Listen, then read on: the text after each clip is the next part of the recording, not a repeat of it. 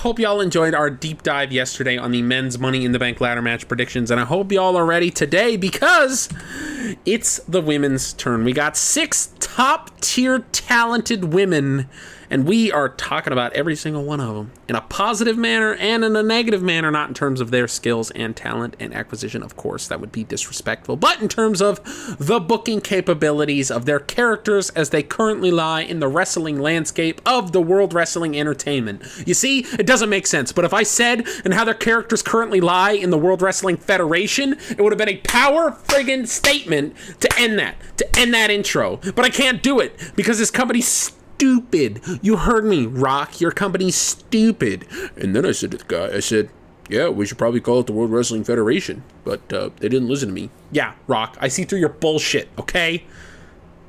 Julia, Destiny, said you're such a big fan of Julia. What the... Oh, me? You shouldn't have. But yes, I am a massive fan of Giulia. I've been a fan of hers since before she even came to WWE, and I'm so excited that not only is she here, but that she has skyrocketed to the main roster so quickly and in such spectacular fashion, especially since she has this new, more badass look, reinvigorating her look that she had over in Japan and now bringing it to the main roster. We didn't get to see it much in NXT. We got some snippets of it here and there, but seeing her bring it back in such glorious fashion on the main roster for her epic debut on Monday Night Raw and now transition to Friday Night SmackDown is so cool to see. She is definitely, I want to say she's one of my favorites in this match. But the thing is, there are very few in this match that aren't one of my favorites, so that's going to be a tough one here tonight to call. Now, I think that right now they are truly pushing for her and Stephanie Vaquer, who is also in this match. Those two are their biggest acquisitions of the last several years, and they were both skyrocketed to the main roster so quickly because they are that damn good. They're that powerful. They are that good at what they do. They have that presence about them. They have the experience factor on their side. And they have that it factor that so many people don't, or that some people get, but only after 10, 20 years in the business. These two are megastars, and I can absolutely see Giulia taking this home. Her or Stephanie. I mean, this is going to be basically what I say about Giulia is going to be very similar to what I say about Stephanie. But the fans are hot on Giulia, and they have been since she's arrived. I can see WWE using the women's Money in the Bank briefcase to skyrocket one of those two women, Giulia and Stephanie, because they are just now debuting. And what a better way to make your debut than to immediately win the women's Money in the Bank contract. Yeah, I think the big... of course, the story here is going to be the future tease between Giulia and Stephanie. Of course, they did have a very brief feud in NXT. Yeah. They did have and several matches. I wouldn't even call it a feud. Yeah, it was just I wouldn't even really call it a feud because it was, you're my best friend, I'm your best friend, we're both champion right now, let's see who's the better woman and the better wrestler. And it was great. Then they had Giulia come back and turn against Stephanie, and then just ended that. So it was like, okay, here's stage 2 of the feud, and then they just ended it. And it was like, okay, that was a choice. Now Giulia's on Raw with Roxanne Perez, and then they weren't anymore, and now they're not. And so I don't know what the hell's going on with Giulia. Yeah, I think I touched on this in a previous episode, but I don't understand why she made her big debut on Raw and then solidified herself as a formidable tag team partner to Roxanne. And then as soon as they were getting their wheels about them, oh shit, Giulia's on SmackDown. She's not part of Monday Night Raw at all. But I digress. That's not important. She's gonna do phenomenal in this match. Her athleticism and her skill set is unparalleled, and she's going to do some big things in this match, and I'm excited to see it. Something I saw somebody say online, possibly today, maybe yesterday, was let the women main event. If there's ever been a lineup to be the main event of Money in the Bank for the women, it's this right here. Look at these names and tell me that I'm wrong. You can't. Yeah, Especially looking at those weak-ass names in the men's. I don't know why you had to throw shade. I think we have some strong contenders in the men's. However, I do agree this match should main event. If not, having Becky Lynch versus Lyra main event, I think would be huge for the Women's Intercontinental Championship. However, putting a pin in that for now, the problem with Giulia in this match is exactly what you said in terms of you have very similar feelings between her and Stephanie. And I feel like that is a majority of fans. And I think that is the big issue WWE is going to have moving forward. Now, they have been smart enough to at least put them on separate brands for now. But I guarantee, and I'm gonna very much dive into this here on this video right now, but putting a pin in it for now, what I'm going to say is this feels very Dave Bautista, John Cena, in terms of these are two very, very, very similar talents with very similar wrestling styles, with very similar auras, and ultimately it is going to come down to, is there going to be space at the top for both? And I think the longer you keep these women separate, the bigger that clash is going to be when the time comes. And you can mark my words right now, it is going to happen because they just had recent history in NXT, but there is going to be that spot in this match where everybody else goes down. It is going to be these two women standing in the ring, staring face to face. So in 5 years' time, when these two do lock horns again, that's the shot they can use for the promo package. They do it all the time as they lead into main feuds. A couple years down the line, we got to see the tease Kevin Owens, Sami Zayn. We got to see the tease AJ Styles, Shinsuke Nakamura. They do this a lot where they'll put big stars in these matches and let them have a mini stare down just to test the waters of the main audience. The main audience has not seen these two women lock up in particular outside of like a little... I think Stephanie was involved in the initial kerfuffle where Giulia and Roxanne came down and did the beatdown. I can't remember if Giulia and... Because it was Io Sky versus Stephanie Vaquer on Monday Night Raw. And that's where Roxanne and Giulia came in. Yes, so I just can't... I can't remember if Stephanie... If they did a... I don't think they did a moment there, though. They might have hit each other, but there definitely wasn't a stare-down moment. No, there was no stare down whatsoever. I do think there was a moment in the Rumble, but it was very minute, and it was not as big as this moment is going to be in Money in the Bank. I am very excited for it, and I think those two are going to steal the effing show. I do think this is going to be the very... honestly, I'm going to use the John Cena, Dave Bautista several times throughout this, because I do think that is... Those two had perfectly parallel careers for the beginning stages of their career in terms of they were the last two people standing in the Royal Rumble 2005. They damn near eliminated each other in the match. It was almost a draw. It's not damn near. They both main evented for the world titles that WrestleMania, and they both walked away as world champions at WrestleMania 21 for their first world title victories.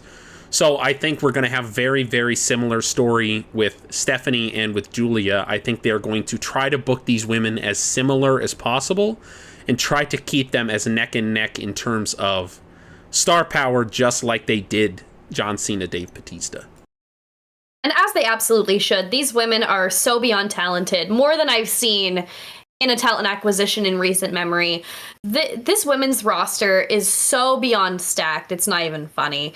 And I am loving how stacked it is, and I'm loving how powerful they're all being presented. And they're all being presented in a significant way. We talk about how Jade was presented when she first came to WWE, how she was brought in and given all the fanfare. She had the limos, the security, the coolest outfits, the celebrity endorsements, all that jazz. And we're getting a similar treatment with Giulia and Stephanie. Obviously, there's not, the VIP luxury experience, but they are made to be a big effing deal. These two are being presented as stars, as they should be, because they are, and I'm so excited to see where their careers go from here. This is only the launching pad for their careers. But speaking of launching pad, speaking of... No, what I was going to say is, in a completely separate vein, instead of talking about brand new stars and launching their careers, we also have some veterans in this match. And one of them is the next name on this list. And she's been around longer than anybody in this match. Obviously, she had a brief hiatus from WWE, but she is back and she is stronger than ever, and she's doing the best work of her career. I want to know your thoughts on whether or not Naomi has a shot at taking home the Money in the Bank briefcase. I would almost say she has the strongest just because she has the most to gain in terms of winning the briefcase. On Raw, you have Io Sky as the women's world champion, and who is a babyface who is kind of struggling right now. She connects well with the audience, but what she really needs, she has this dynamic going on with Rhea, which is interesting, but what she really needs is a strong heel to go up against, and injecting Naomi, taking her straight out of this Jade and Bianca feud that she's kind of in the middle of, and injecting her on Raw would give the Raw women's division a lot of life, and would also, Naomi versus Io would be insane. Hello? But at the same time, if you want to keep Naomi involved with Jade and with Bianca, having Tiffany kind of get involved in that as well because of the Money in the Bank briefcase is also a very strong contentionship for that.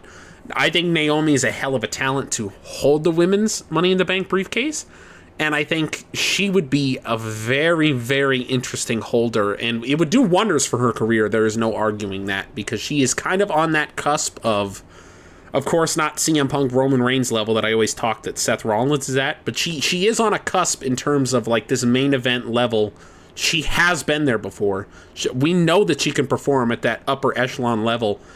Will WWE let her do it and give her another run with that title, or is it time to move on to the next generation of superstars? Because there is a lot of talent coming up, and it really makes you look at the roster and say, especially with what's happening this past week, make you look at the roster and say who is going to be sticking around versus who is going to be WWE'd. Well, and I'm very glad that is how you ended it, because do we have faith in WWE to pull the trigger on Naomi now? She has given them every reason for them to pull the trigger on her and to give her this Money in the Bank win. She has done the best work of her career, the best character work, the best promo work, the best ring gear by far. She's had some of the best matches of her career as well, especially her match with Jade at WrestleMania. Phenomenal. I personally do not have faith in WWE to give this victory to Naomi. Not to discredit her or anything that she's done, but especially after this past weekend, I don't see it happening. I absolutely love her. I would love for her to get more success, especially after, honestly, the sacrifice that she made for her career and for herself, re-signing with WWE 2 years ago. That was a big risk to take. She had the world at her fingertips, and she had so much success on the horizon in other companies, in other industries, and she could have gone that route, but she chose to re-sign with WWE and to go back home. That's great. All the respect in the world to her and all the love in the world to her. I just don't, especially with this being her second run in WWE, we haven't been seeing a lot of success, with the exception of Cody Rhodes, of people leaving, coming back, especially in recent memory. Of course, we also have Drew McIntyre, who has done phenomenal, and there are a few other names in there that have left and come back and are doing beautifully, but for the most part, not happening. And as much as I want to see Naomi win this, I just don't see it happening. I also don't really see the story there. Now, I will admit her and Io is very intriguing, and I want to see it more than anything, honestly. There are very few matches I want to see more than that, because I think they would tear the house down. However, I do also think she is too focused on Bianca right now, and she's too ingrained in the Bianca Jade drama for her to be getting this victory. I don't really see it happening, because she already has something going on. I don't see them giving her something that would pull her away from that, especially with how ingrained she is in this beef. I do think also there is the Andrade effect that we mentioned earlier, in terms of who can we put in this match who can give a really good high spot, who is going to perform very well. And Naomi has a history of performing very well in women's ladder matches. We could probably look up a stat, and I wouldn't doubt if she has been in the most, because I feel like her name has come up a lot in women's ladder matches.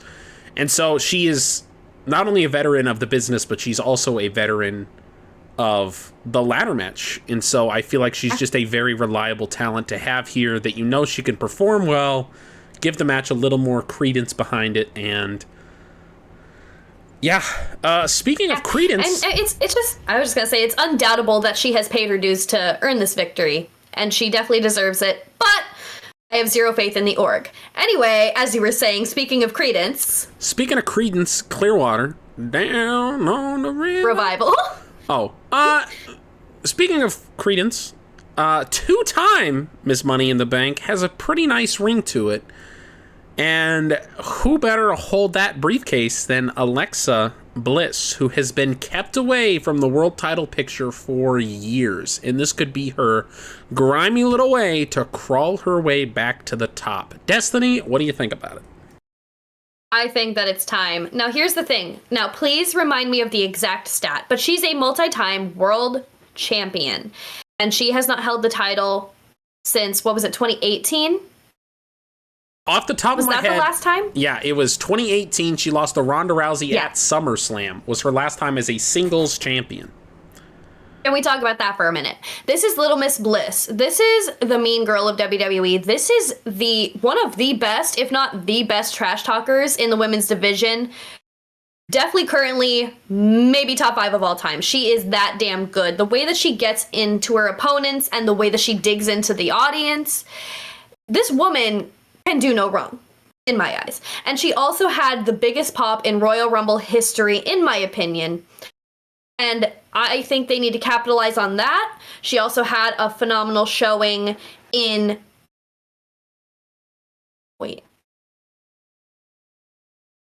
Forgive me. Well, she was in the Elimination Chamber, right? She was and then she third to last, she had a phenomenal showing.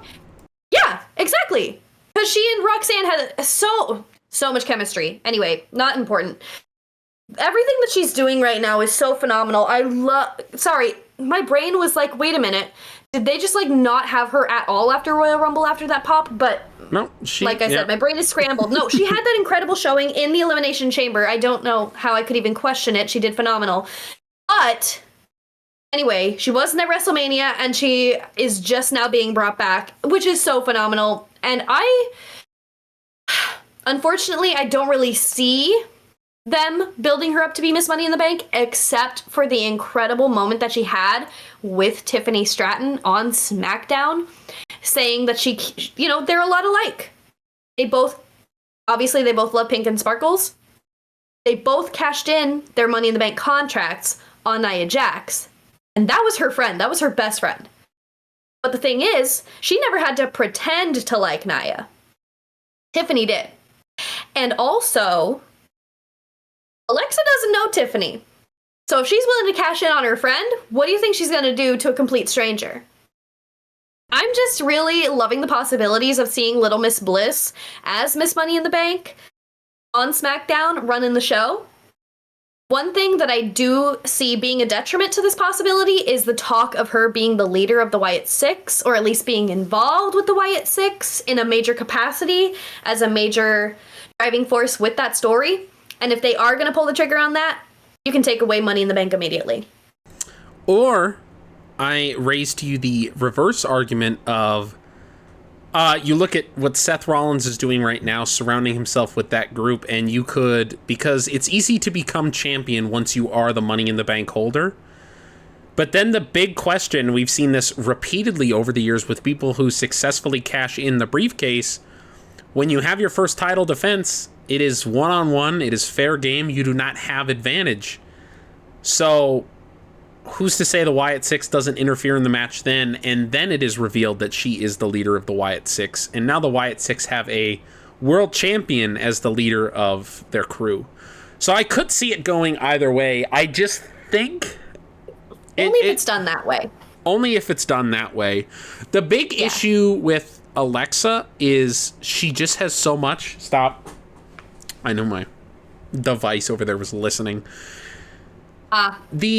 big issue is she just has so much going on story-wise in terms of not only the Wyatt Six, but also Charlotte Flair. We had those teases a couple weeks ago, and what is that going to lead to? What is that leading towards?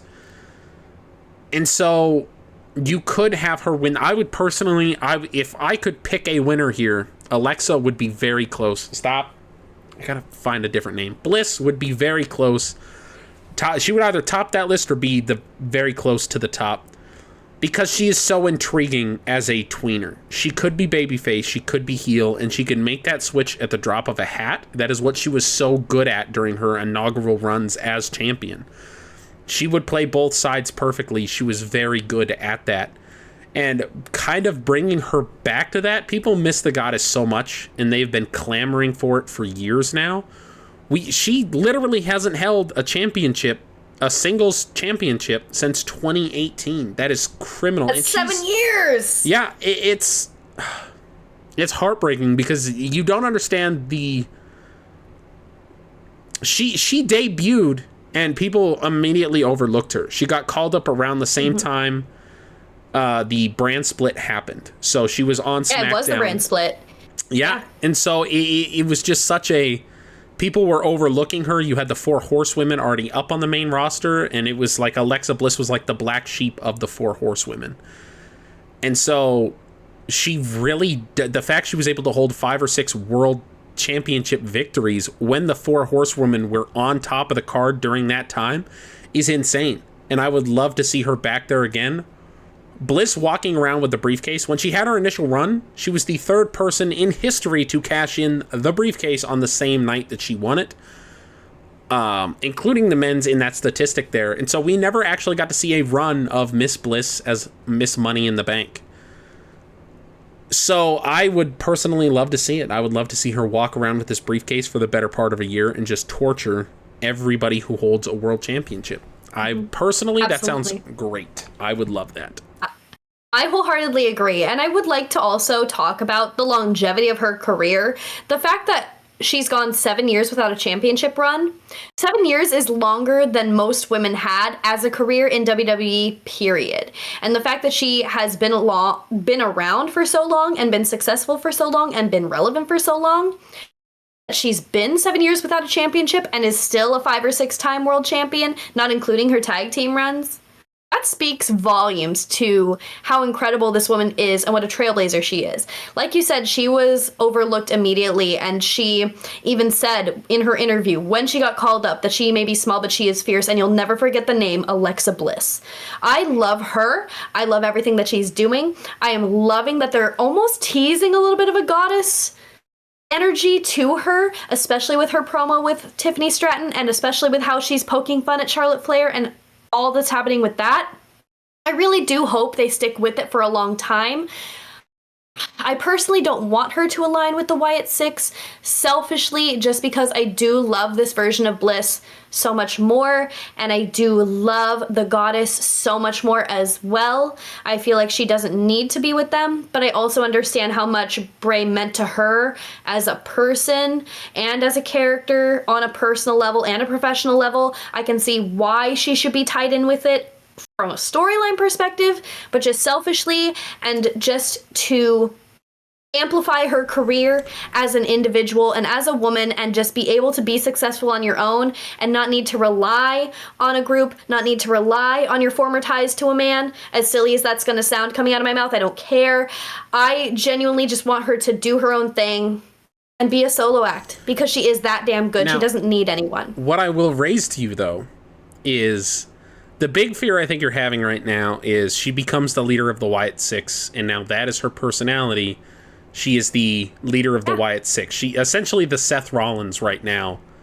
She is basically. But, however, and going back to her creepy ways. But I raised to you, when Bray Wyatt became the Fiend, he split his personality, and he was half Bray Wyatt and half Fiend. And how interesting would it be to have the fearless, ruthless, kill everybody in our sight, evil Alexa Bliss versus the Goddess on the other half, and you never know which one you are going to get, just like we got Firefly Funhouse Bray Wyatt. And I feel like the only person who could do this is Alexa Bliss.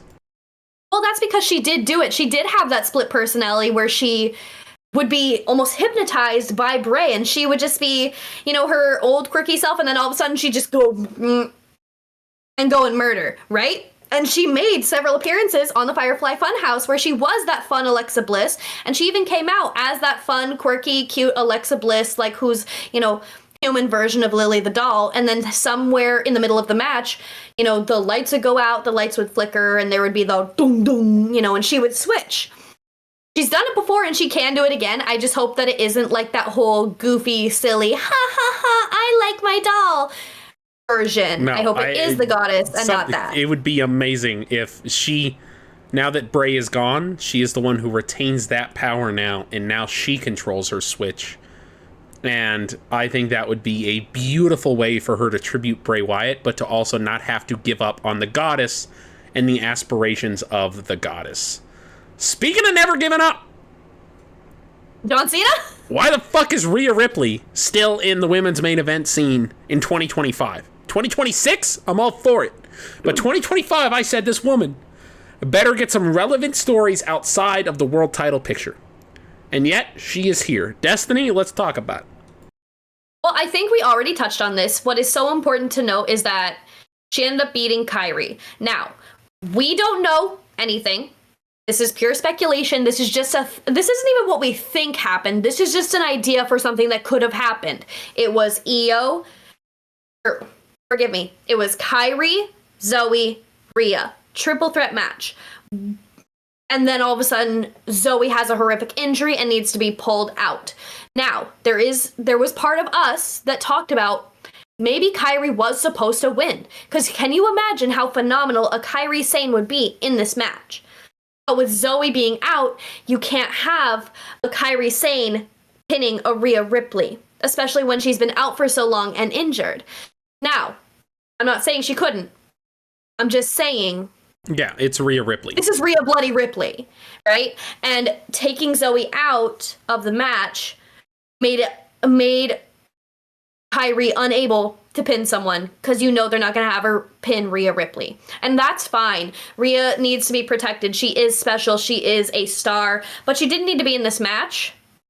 And I know that they couldn't have Kairi pin her. So I'm not saying that Rhea wasn't supposed to be in this match to begin with. It's just a theory that we have talked about that we think is important to share.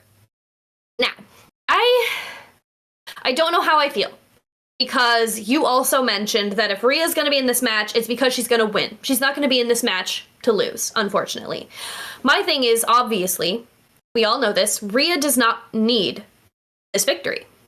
Rhea does not need to win the Money in the Bank briefcase for any reason. She doesn't need it to be legitimate. She doesn't need it to be in the main event picture. She doesn't need it to get a title picture, a match for the title. All she has to do is say, hey, Io, I want a shot at your title, and Io's going to say, okay, bestie, let's do it. They've been teasing it for weeks, and then Rhea qualifies. So it's almost like it wasn't supposed to happen. Or, like, there's no reason for it. So I don't see Rhea, from a storyline perspective and from a need and a necessity basis, I don't see Rhea walking away with this victory, except for the fact that she's Rhea Ripley. Now, maybe there's going to be some nonsense. We've talked about how Io is a little bit of a tweener. Maybe, just maybe, Io comes out and costs Rhea the victory, saying, you're not going to get a shot at my title. You're not going to get a chance to be Miss Money in the Bank. And she avenges her friend Kairi. Potentially. And then that fully flips Io heel instead of being a little bit of a tweener. Maybe. I'm not guaranteeing anything. I'm just saying I'm sure if Rhea's not going to win, they're going to make it a big deal. They're going to make it a big to-do. I just don't see the need for Rhea to have it, especially with how in Io's pocket she is. The only 2 points I'll raise against you is, one, only one woman has won the Royal Rumble from the number 1 position. Rhea Ripley. And WWE, we mentioned this, how since the women have been starved from opportunities for so long, and WWE had such a surplus of strong, big-named women as these titles and as these opportunities were coming out, the problem with that was now we have a backlog of stars who should have these as accolades that do not. When the Royal Rumble happened, these past 7 years have been, well, Charlotte needs to have a Royal Rumble victory. Bayley needs to have a Royal Rumble victory. Becky needs to have a Royal Rumble victory. Ronda needs to have a Royal Rumble victory. Asuka does. So they need to, women who should have won the Royal Rumble back in 2014, 2015, but it wasn't there. Money in the Bank, Rhea Ripley is always going to have this asterisk next to her name if she doesn't hold the Money in the Bank. It's going to be her, as Sheamus is chasing that Intercontinental Championship today. This will be Rhea Ripley as we saw with Trish Stratus a number of years ago, saying she didn't have this opportunity, she wants it now. And so, getting this check mark off for Rhea Ripley, the other point I have for you is we are a month away from Evolution 2, and the build needs Rhea Ripley on the card. And the only person Rhea Ripley is involved with storyline-wise right now is Io. And if they have her lose this match here, they have no way to build a convincing way to have Rhea legitimately challenge for the title that is going to be satisfactory to the audience, because if she loses this match and in 2 weeks on Raw wins a number one contenders match, everybody's going to be saying, well, this is hokey as shit. What the fuck was the point of the Money in the Bank if they just have a triple threat match to determine the number one contender? What was the point?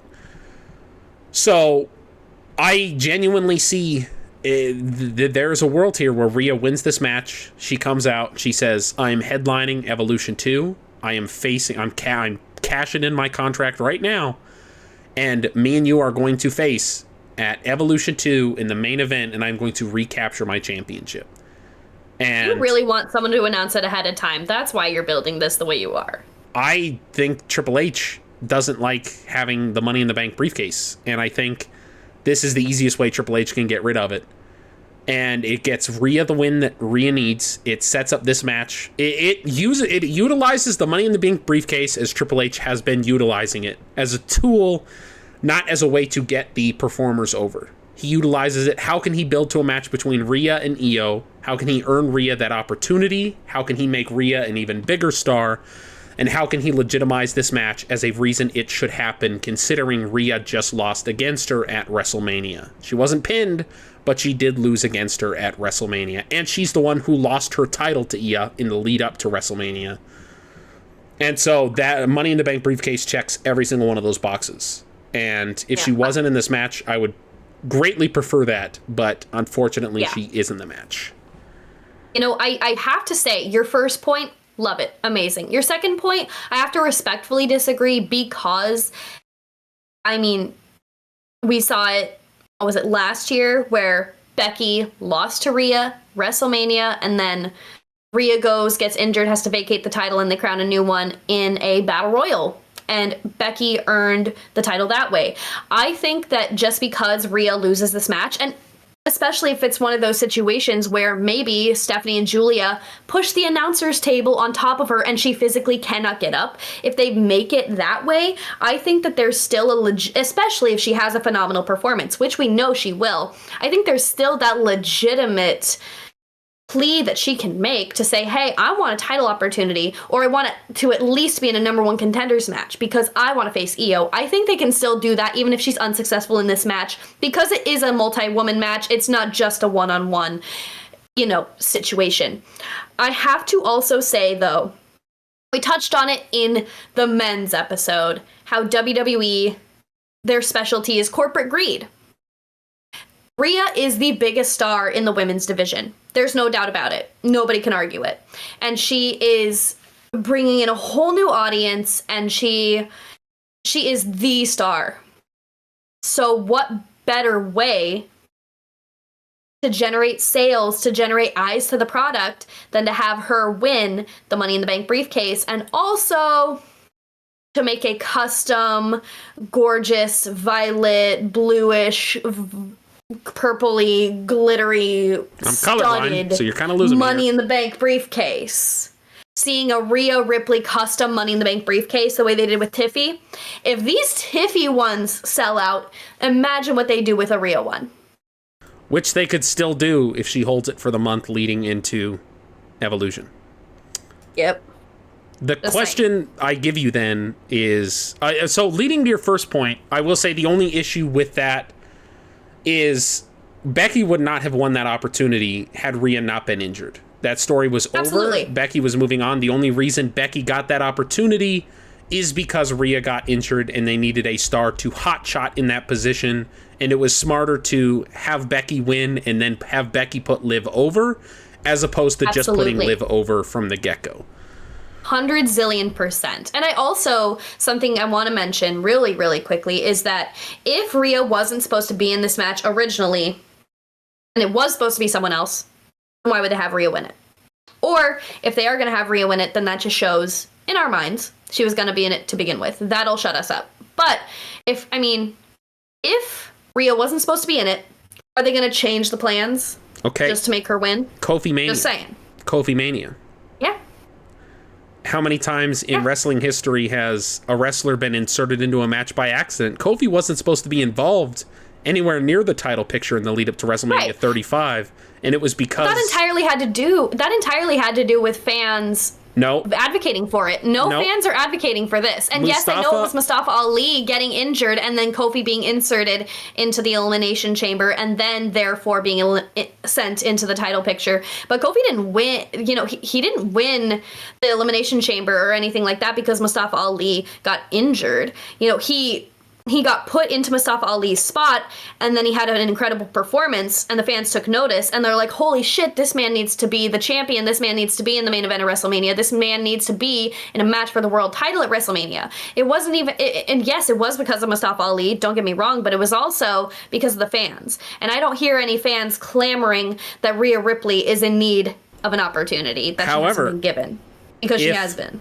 They look at it and they go, oh, Rhea doesn't need this win. We will give it to the returning... God damn it. Who just came back? So many people? What's her name? She just... Kairi Sane. Kairi Sane. Jesus Christ. We'll give the win to Kairi Sane. Put her in the ladder match. She'll do great. Oh, shit. Kairi Sane can't beat Rhea Ripley clean on Raw. Zoe Stark just got injured. I guess Rhea has to go over. We'll put Rhea in the match. Oh, hold on.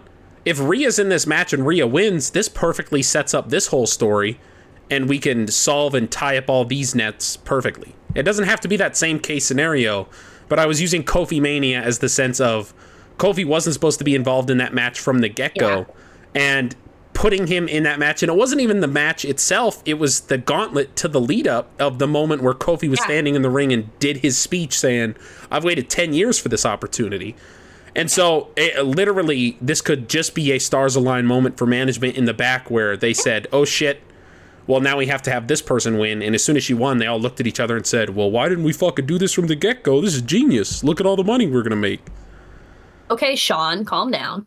That was not a Sean impression. Sean would never say such a thing because Sean's a fucking genius when it comes to booking.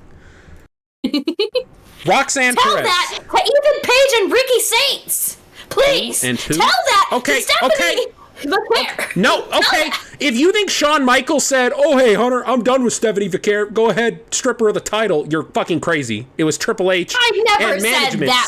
saying... What I'm saying is that Jordan Grace should have been the one to win the title, not JC Jane. Because why? Unless Triple H said, all right, you can go ahead and keep Stephanie for a while.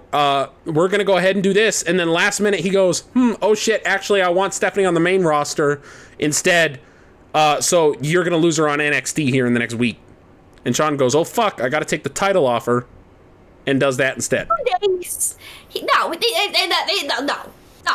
You're acting. What Triple H is not going to do is tell him the night after a major pay-per-view. I mean, I guess he could because he's like, oh my god, look how great Stephanie is. Yeah, because they've never taken a superstar who put him in a fucking world title match against John Cena and then fired him less than a week later. That's never happened either. I hate it. I hate this regime. That's what I'm saying. That's what I'm saying. It doesn't make sense. Okay. That's valid, okay? That's a valid argument! Roxanne Perez, by the way. Roxanne Perez. Phenomenal, by the way. This is what's pissing me off. More in the Stephanie situation more than anything. Because now Stephanie is hotshot to the main roster. That's great. She deserves it. That's great. It is now burying stars such as Roxanne Perez. Because this is supposed to be the up-and-comer on Raw right now is Roxanne. And now Stephanie has completely overshadowed everything Roxanne is going to be doing. And Roxanne is nothing compared to Stephanie in terms of not just visually, but in terms of the spotlight they're putting on her.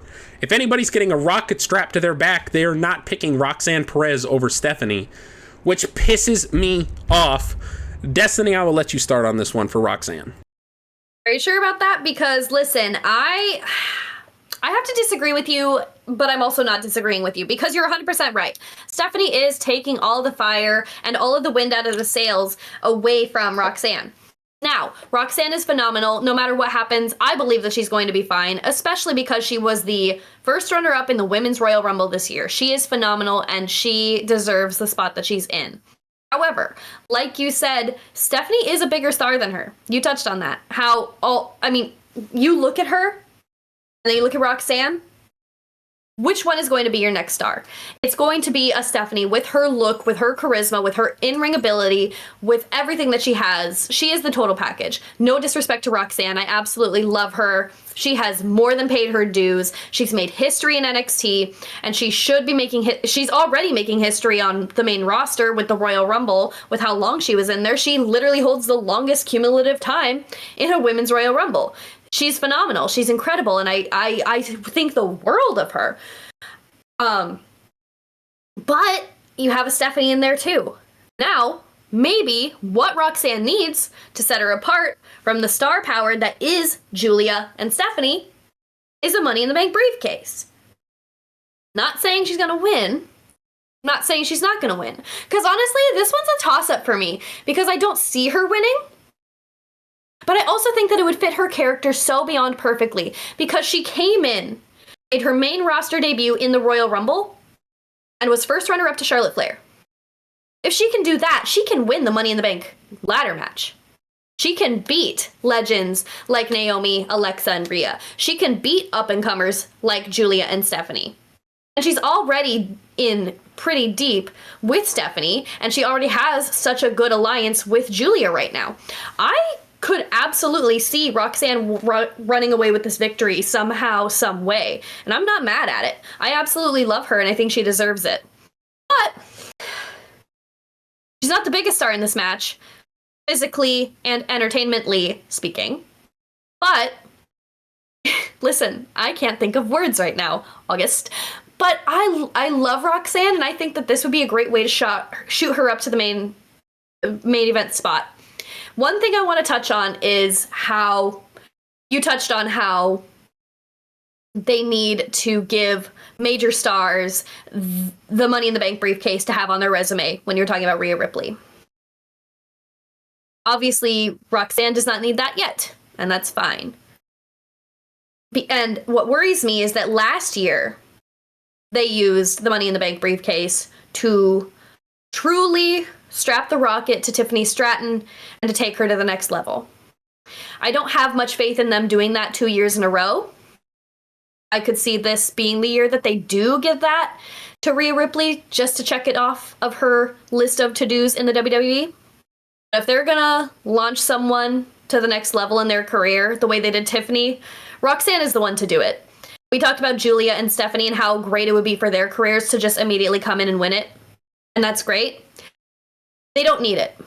Not that Roxanne really needs it either, but she needs it more than Stephanie and Giulia, especially to set her apart from those two coming in with all the star power in the world and all the fanfare. April 3rd, 2005 is remembered for a number of things, namely something I talked about earlier tonight. The dastardly Triple H was finally overcome by his protege, Batista, where Batista Royal Rumble winner Batista was able to overcome the game Triple H at WrestleMania and capture his first world title, cementing him in the main event status of the World Wrestling Entertainment, see how that still doesn't make sense, for the next 5 years to come. Earlier in that night, another superstar made his name when he overcame the millionaire extraordinaire, wrestling god John Bradshaw Layfield. And that young upstart's name was John Cena. So, John Cena captured his first WWE championship and cemented his status as a main eventer for the next 5 years. Longer, but I'm just using this 5 years for now because that's how long Batista was around. What is also remembered on that night and talked about probably more frequently than the other two combined was another young superstar who slingshot his way into superstardom on the same night. The rated R superstar Edge, who won the inaugural Money in the Bank ladder match and captured the briefcase and held it for nearly a year before finally cashing it in on said John Cena. And I think this could very well be history repeating itself 20 years later. I think Roxanne is the Edge to Stephanie Vaquer, Cena, and Giulia Batista. You got that backwards, but okay. I don't think I have that backwards. I really think that this is Roxanne's kind of she's gonna be your modern day opportunist, where she does not belong, quote unquote, exactly what Destiny was saying. She's not on the level of Giulia or of Stephanie in levels of star power, in levels of, like, you look at her and she's not going to be as big of a star as these other two. But you looked at Edge and he was not going to be as big of a star as John Cena or Batista. But he carved that element and his character completely around that. And in doing so, became one of the most legendary superstars of all time. Some of Edge's moments are some of the most talked about moments, and I think Roxanne is going to perfectly carve that for herself. And so I would very much like to see her win Money in the Bank. I do think it is probably a year too early, mostly because she is so involved with the Judgment Day stuff right now, and we have to see how that plays out. However, if she wins Miss Money in the Bank Roxanne Perez dancing around Liv Morgan, an increasingly hostile Liv Morgan, would be a very intriguing sight to see. Her kind of harboring that over their heads. So, not only that, if I may add, because Liv only held it for an hour or whatever it was, how great would that be? Sorry to interrupt. I just wanted to add that because Liv is also a former Miss Money in the Bank. But if Roxanne holds it for longer, how cool would that dynamic be? I want to see her skipping around Liv the way that Liv skips around everyone else. Oh my god. I already sold myself on this, but you sold me even further, even deeper. Oh my god. I love this for her. I'm seeing all the possibilities and they're all coming together and it's so beautiful, which means it's not gonna happen. Bitches. Speaking of not gonna happen, let's talk about Stephanie. I thought you were gonna say, speaking of bitches. Jesus. Oh, I don't want to get canceled, ma'am. It's 2025. Oh my god. So, the Batista of this scenario, Stephanie Vaquer. Let's talk about it, August. Let me ask you why you think she's the Batista and Giulia is the Cena. I want you to know it has absolutely nothing to do with, like, him being the muscle and her being... It has everything to do... So, in NXT, they came in around the same time, and they were both billed to be the next big thing, and originally they were going to have Giulia be the face of the women's division, and then they quickly switched and saw the popularity of Stephanie and made her the face of the women's division, and Giulia kind of got thrown off to the side. And now that they're coming up to the main roster, I truly believe that it's going to swap and go back to the original plan. And Giulia's going to be face of the women's division. And Stephanie will be right there behind her. Very similarly to a John Cena with a Batista breathing down his neck. That is why I personally feel that way. I believe Giulia is going to be the face of the women's division moving forward with Stephanie right on her heels. Yeah, and I think the exact opposite there. I think these women are going to be pretty much neck and neck. I think if they're smart, they're keeping these women separated as long as they can. Yeah. I think as they should. Giulia is going to be the face of SmackDown, and Stephanie is going to be the face of Raw, and maybe even in 2 years they switch, much like Batista and John Cena did. In case you forgot, not you, Destiny, I know you remember, but in case the viewer forgot, John Cena won his world title on SmackDown, and Batista won his on Raw. And then they switched brands, and John Cena became the face of Raw, and Batista became the face of SmackDown. So we could very much see that with Stephanie and with Giulia, especially now that it's not the SmackDown Women's Champion and the Raw Women's Champion. Because we all remember the Becky Lynch, Charlotte Flair. Yeah, we don't talk about it. We don't talk about it. Thanks a lot, Chris Jericho, for that beautiful moment on Raw all those years ago. 20 years ago now. Wow. So Stephanie, I would be intrigued to see her. The problem is they just brought her in. She won the big match. Are they going to Finn Balor her? Is this supposed to be her crowning moment? She comes in. She's undefeated on the main roster now. I know it was a draw match between her and Io a couple weeks ago. I think that was a draw. It ended no contest. Am I wrong? Yeah, no contest. And then she won her match. Qualified. Yeah, so are they going to Finn Balor her where she comes in, she's the next big star? It's intriguing, it's interesting. The problem is then that kind of shits all over the current Raw women's division. It kind of says, oh, look at this girl, she's better than absolutely everybody else we have. Is that really the message you want to send right now when you have Rhea Ripley's and you have stars such as that? The reason it worked for Finn Balor is because the other people involved were Finn was the guy who could come in and he had no enemies, but he had no friends. And so he had a clear goal to the finish line, whereas Roman Reigns and Seth Rollins were trying to trip each other up. Kevin Owens was still trying to find his footing as a top star and things like that. So he pretty much had a clear shot to the picture there. And now in the women's division, there is so much more depth than even the men's division had in 2016. Can you really afford to just slingshot somebody to that main event picture right away like that without it making the rest of your division look bad? I mean, let me say this. I truly hope that she's not Finn Balor, because that would mean that she would have a major injury on the horizon, and I do not wish that upon anybody. I've already said most of what I need to say about Stephanie through Giulia, because in my mind they are one and the same. They are the next big thing on their respective shows. They are going to be the face of the women's division moving forward. Giulia on SmackDown, Stephanie on Raw. I definitely see big things for both of them.